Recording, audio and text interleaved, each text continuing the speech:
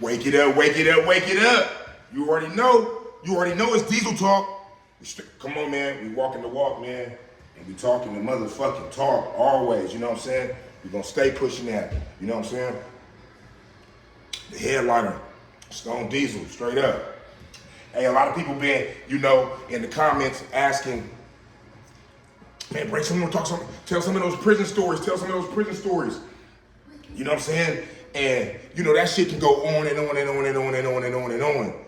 And it's like this, like I speak from a federal perspective because it can fuck up your mind all the way. You gotta be strong during that time, moving all around.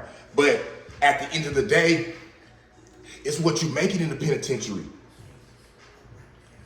Yes, you're gonna have to deal with certain things that maybe you don't want to, or maybe by your own choice you wouldn't do. But that's life anyway. You know what I'm saying? So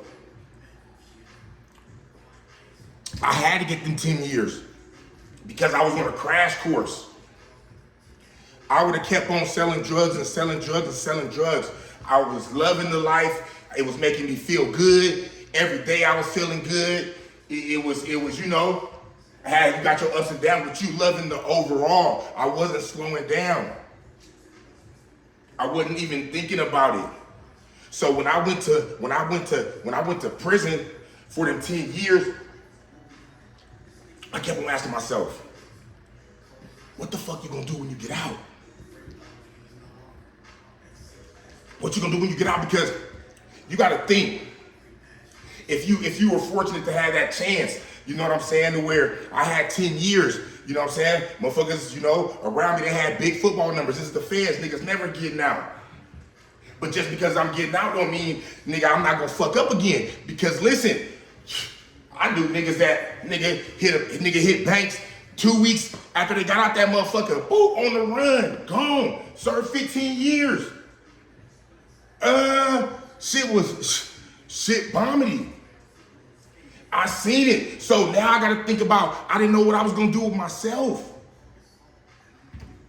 I went in 23. I was like, and it took me about 3 years. You feel me? And I knew I had something. I knew I was gonna personal train. You feel me? I knew I was gonna be in that type of field. I knew I was gonna fuck with it. I knew I was gonna get certified, you know what I'm saying? Through a reputable source. I knew I was gonna study as much of anatomy as I could on the body. You know what I'm saying? I knew this type of shit. You feel me? Like about 3 years into my bid, so I want to say for seven whole full years, I had time educating myself. I couldn't say my calf. I had to say your lower part is your soleus, your upper is your gastroc, your gastrocnemius. I knew I had to be knowing scientific about the body.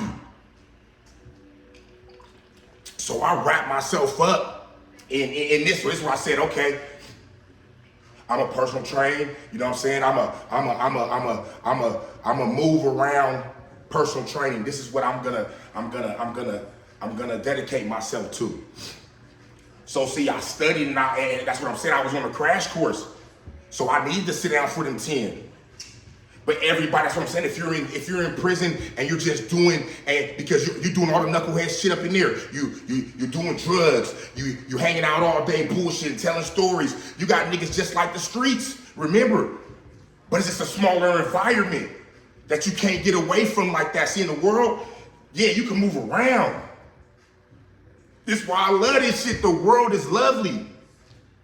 But I had to sit down, because if I didn't sit down like that, I would have never found, okay. And then now this was a door opener, and the next thing you know, it led me to meet people, and it led me to, you know, doing other little jobs, you know what I'm saying, getting paid, setting up people's meetings and schedules, and you know what I'm saying.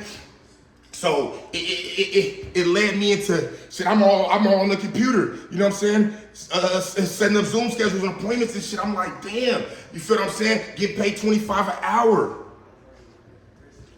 So it led me to meet people where I could dive off into a whole nother world and educate myself. Remember, because I'm not just gonna sit here and just be the personal trainer. There's much more to me. This is how we got to the YouTube, like what we doing right now.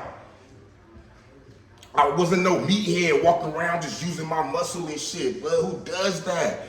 No.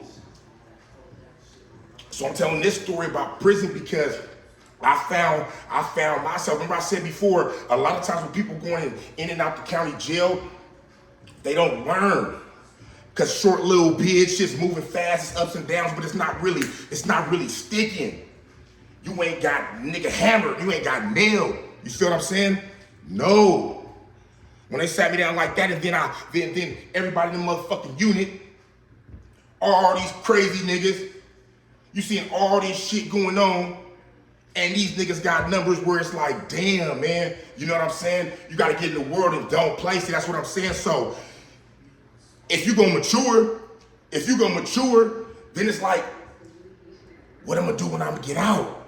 Because a person could do 10, 15, 20 years and get the fuck out and don't have no plan on how to legally get no motherfucking money and get shit done. And that's gonna take patience. That's gonna take patience because usually you're there for getting some type of money, right? So if you in the feds and you just sitting there and now you can't be patient when you get out because you used to getting a certain type of money and people looking at you a certain way, and now you gotta start all the way over with a regular job.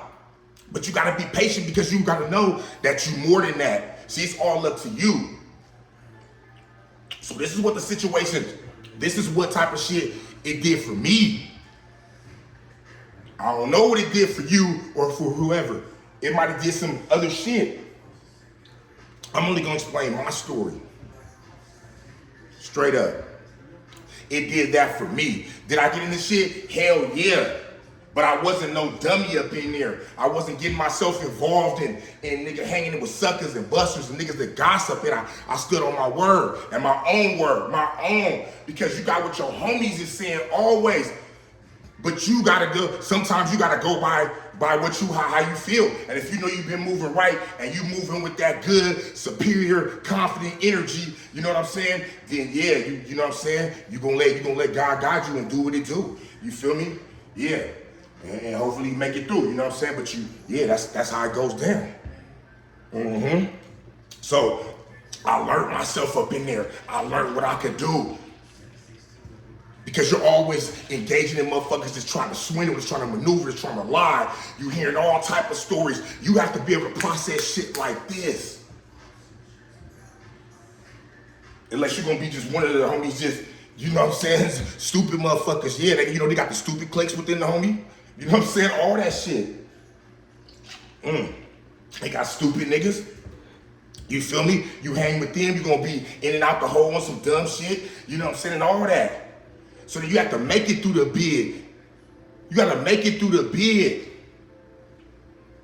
You gotta come out not weird, not gone. These motherfuckers move when you around when you get in trouble. It ain't no state prison where you, oh man, I'm trying to get 30 minutes from the house, or all the time, damn, they should be 6 hours away from the house, and niggas is states and states and states and states over. Yo, people coming out to visit you, and boop, you get boop, it's locked down just like that. Bam! Next thing you know, yep, it's a waste of money. There it goes. So what I'm saying is that now once you return to the world, you gotta have that patience. And you gotta have something that you building on and keep on doing that shit. I kept my shit in prison, getting up early. You know what I'm saying? Making sure my hygiene on point, keeping myself well together no matter what I have. You feel me? Learn how to save your shit. When you get out here, just like nigga would do with commissary. Nigga would stack his soups up. Nigga stack your shit up. Watch it grow. Make sure your hygiene is right. Make sure you still clean. Make sure you keeping your structure and your program. Get what you supposed to get out of prison. Don't come out, nigga, you want to have your chest out. Nigga, I remember niggas used to be like, damn, nigga, you bodybuilding and all this shit. Oh yeah, man, you ready to knock niggas out? No, I don't use it for that. I don't go in the gym thinking, nigga, I'm finna knock a nigga out by lifting. Nah, that's like my peace. That's like my time. I give myself. I love it. You know what I'm saying? I love it. I remember when I first started this shit, I remember through the trials and tribulations of it. You know what I'm saying? I'm in love with the shit. Yeah. All of it, you know what I'm saying?